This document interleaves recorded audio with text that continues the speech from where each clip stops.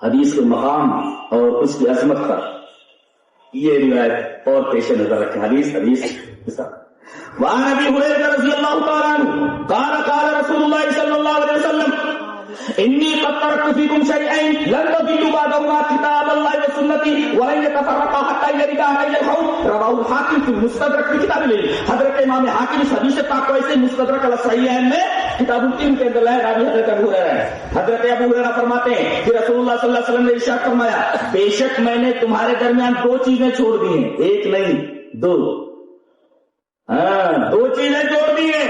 جب تک ان دو چیزوں کو پکڑے رہو گے گمراہ نہیں ہوگے.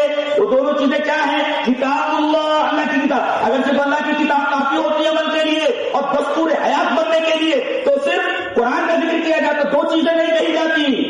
دو چیزیں کہے جانے کا مطلب یہ ہے کہ دستور زندگی یہ دونوں چیزیں مل کر کے ہیں, ایک دوسرے کو الگ نہیں کیا جا سکتا.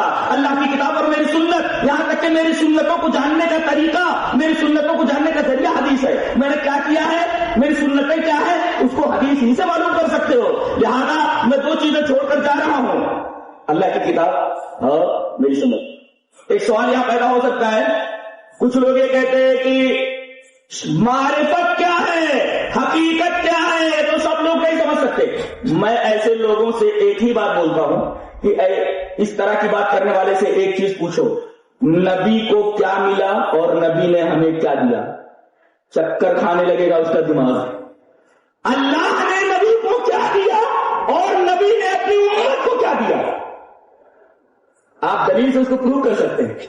اللہ تبارک و تعالیٰ نے اپنے نبی کو دو چیزیں دی, اوتیت الکتاب ومثلہ معہ قرآن و حدیث, اور جو چیز آپ کو ملی وہ آپ نے امت کو دے دیا. پھر معرفت, حقیقت, طریقت, یہ سب کیا ہے؟ سب اسی میں ہے.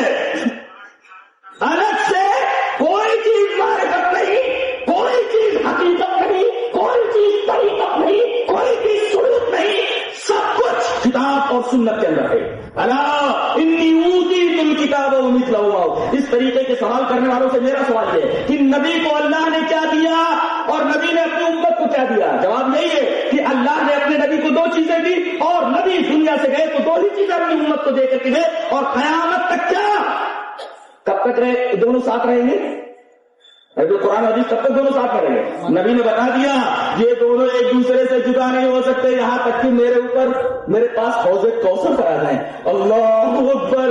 یہ معاملہ ایسا ہے کہ قرآن و حدیث دونوں ایک دوسرے سے جدا نہیں ہو سکتے. دنیا میں بھی آخرت میں حوض کوثر تک دونوں ایک دوسرے سے جدا نہیں ہو سکتے.